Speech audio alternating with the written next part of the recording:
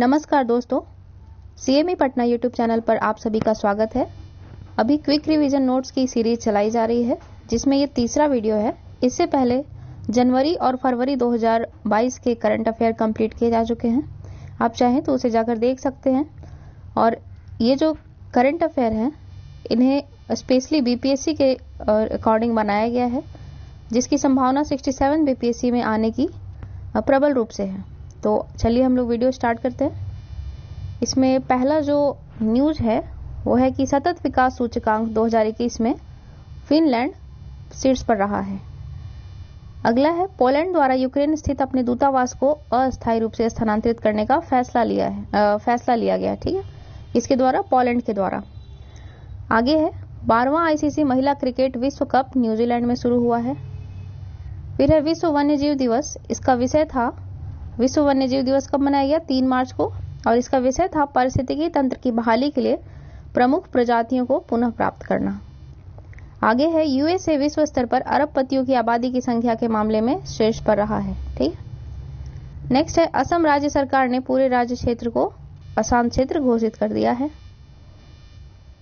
4 मार्च के न्यूज को हम लोग देखते हैं कि शीतकालीन पैरालंपिक खेलों में रूस और बेलारूस के एथलीटों पर रोक लगा दी गई है। तो पूछा जा सकता है कि कौन से ऐसे देश थे, या फिर उन देशों के नाम बताइए जिन पर प्रतिबंध लगा दिया गया था शीतकालीन पैरालंपिक खेलों में भाग लेने से। तो आंसर हो जाएगा रूस और बेलारूस। नेक्स्ट है राष्ट्रीय सुरक्षा दिवस, 4 मार्च को मनाया गया। और आगे है आईआईटी कानपुर द्वारा बायोडिग्रेडेबल नैनो पार्टिकल्स विकसित किया गया है। आगे चलते हैं हम लोग। स्विस एयरलाइंस सौर ईंधन का उपयोग करने वाली विश्व की पहली एयरलाइंस बनने जा रही है। कौन सी एयरलाइंस?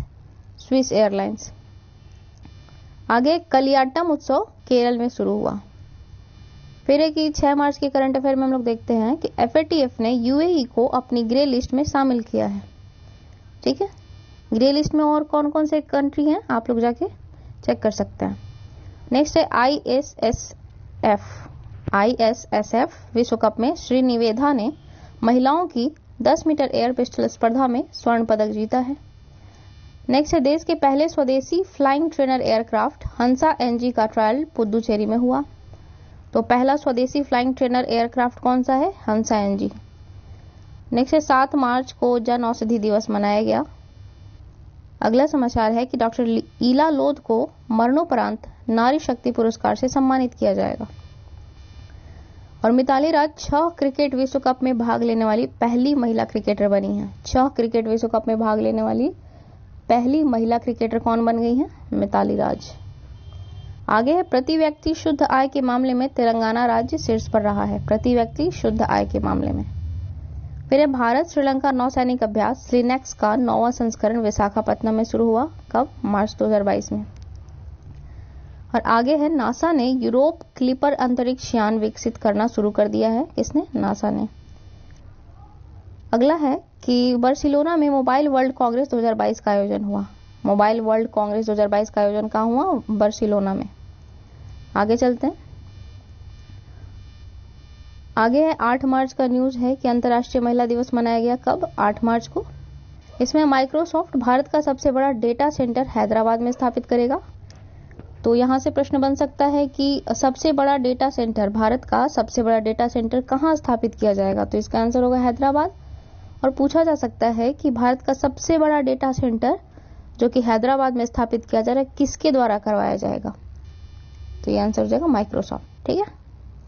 आगे श्रम मंत्रालय ने डोनेट अ पेंशन पहल शुरू की है। फिर है कि रूस दुनिया का सबसे अस्वीकृत देश बन चुका है। आगे है ईरान ने दूसरे सैन्य उपग्रह नूर 2 का सफल परीक्षण किया। किसने? ईरान ने, नूर 2। फिर है अमेरिका दुनिया का सबसे बड़ा कच्चे तेल का उत्पादक देश बन गया है। यहाँ पे ये हम लोग ध्यान रख सकते हैं। और 9 मार्च को धूम्रपान निषेध दिवस मनाया गया।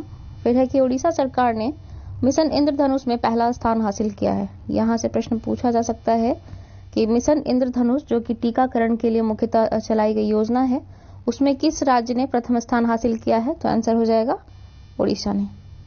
फिर गृह मंत्री अमित शाह ने त्रिपुरा राज्य में महिलाओं को सरकारी नौकरियों में 33% आरक्षण देने की घोषणा की है। नेक्स्ट है हरियाणा सरकार ने मातृशक्ति उद्यमिता योजना की घोषणा की है। ठीक है। आगे है बोध गया में भगवान बुद्ध की भारत की सबसे बड़ी शयन मुद्रा में मूर्ति का निर्माण किया जा रहा है। और IIT रुड़की ने परम गंगा सुपर कंप्यूटर विकसित किया है। इसका जिक्र मैंने कल के वीडियो में भी किया हुआ है। नेक्स्ट है मध्य प्रदेश सरकार ने पहली बार बाल बजट पेश किया। तो बाल बजट पहली बार किसने पेश किया है? मध्य प्रदेश ने। अगला जो समाचार है वो 10 मार्च का है। इसमें है यू सुक योल दक्षिण कोरिया के नए राष्ट्रपति बने हैं। नेक्स्ट है महिला ODI विश्व कप में संयुक्त रूप से सर्वाधिक विकेट लेने वाली गेंदबाज झूलन गोस्वामी बन चुकी हैं। महिला ODI विश्व कप में संयुक्त रूप से सर्वाधिक विकेट लेने वाली गेंदबाज झूलन गोस्वामी बन चुकी हैं। ठीक है। नेक्स्ट है तमिलनाडु सरकार ने भारत की सबसे बड़ी तैरती सौर ऊर्जा परियोजना का उद्घाटन किया है। आगे चलते हैं। कैटलिन नोवाक हंगरी की पहली महिला राष्ट्रपति चुनी गई हैं। कहाँ की हैं? हंगरी की पहली महिला राष्ट्रपति चुनी गई हैं। कौन? Katalin Novak. नेक्स्ट है ISSF विश्व कप 2022 में ISSF विश्व कप 2022 में पदक तालिका में भारत शीर्ष पर रहा है। आगे है कर्नाटक सरकार ने महिला एट कार्य यानी कि वुमेन एट वर्क कार्यक्रम शुरू किया है। किसने किया है? कर्नाटक सरकार ने। ठीक है। यहाँ से प्रश्न पूछा जा सकता है कि वुमेन एट वर्क प्रोग्राम किस राज्य के द्वारा शुरू किया गया है? तो आंसर हो जाएगा कर्नाटक। नेक्स्ट है कि हरियाणा के मुख्यमंत्री ने महिलाओं के लिए सुषमा स्वराज पुरस्कार की घोषणा की है। किसने? हरियाणा सरकार ने।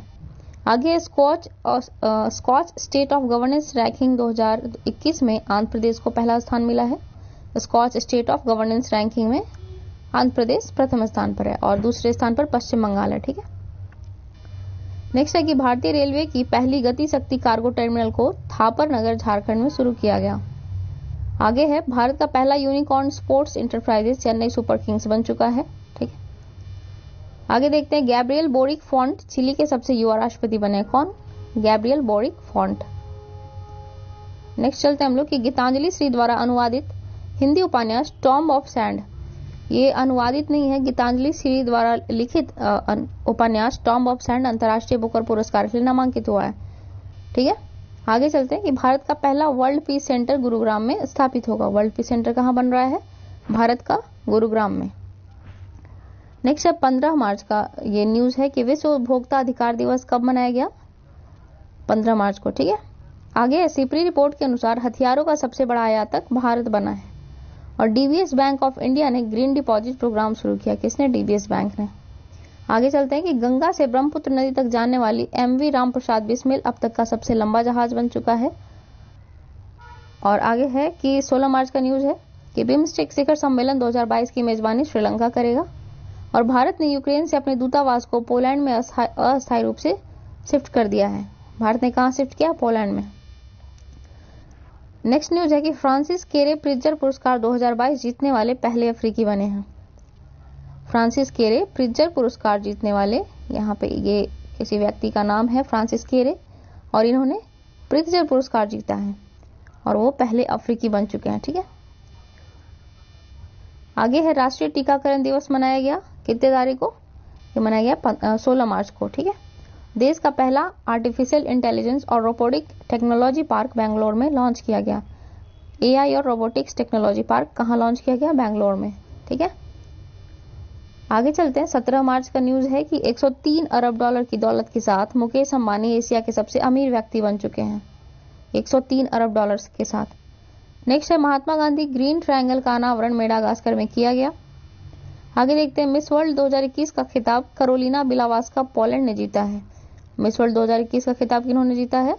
करोलिना बिलावास्का पोलैंड की है। ठीक है।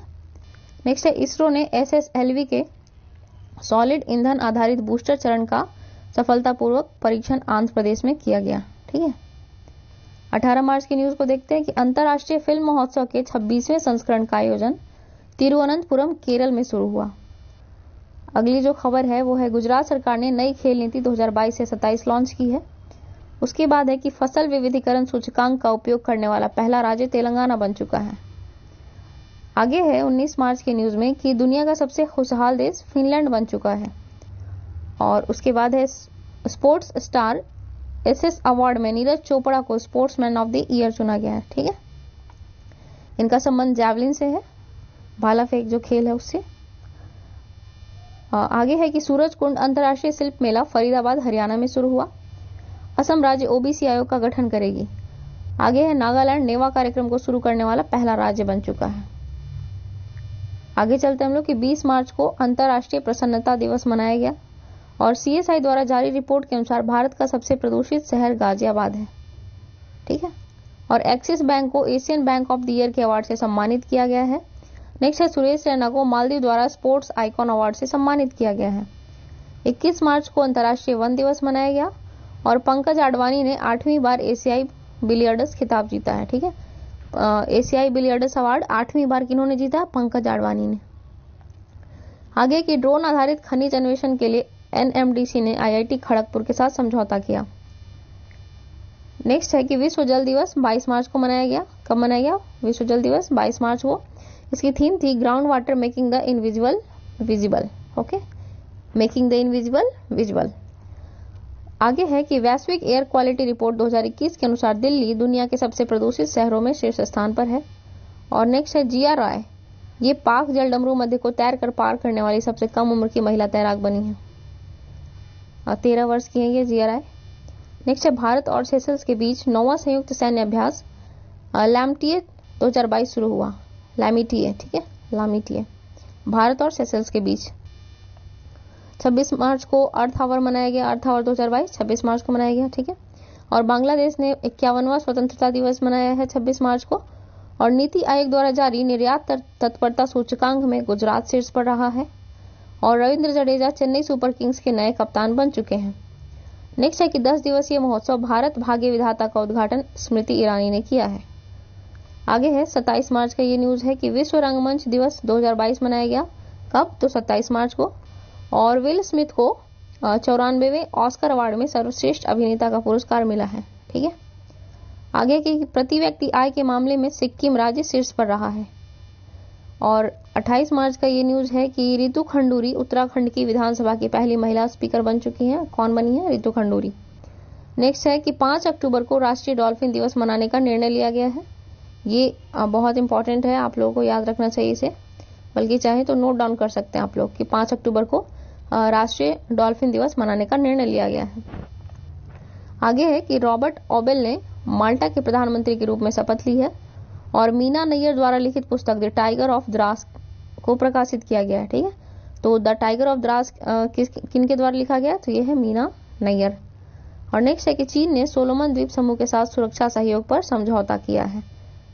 किस द्वीप से रिलेटेड है ये? चीन ने सोलोमन द्वीप समूह के साथ सुरक्षा सहयोग पर समझौता किया है। तो इस वीडियो में हम लोगों ने मार्च के प्रमुख करंट अफेयर को कवर किया। मार्च 2022 के पूरे जो भी इंपॉर्टेंट करंट अफेयर्स थे वो इस वीडियो में कवर हो चुके हैं। तो अभी तक 3 महीने के करंट अफेयर को हम लोगों ने देख लिया है। बाकी अगले वीडियो में अप्रैल 2022 के प्रमुख करंट अफेयर का जो भी होगा, इंपॉर्टेंट जो करंट अफेयर होंगे उसे कवर किया जाएगा। तो तब तक के लिए पढ़ते रहें और तैयारी अपनी तेज बनाए रखें। मिलती हूँ आप सबसे अगले वीडियो में। ख्याल रखें। धन्यवाद।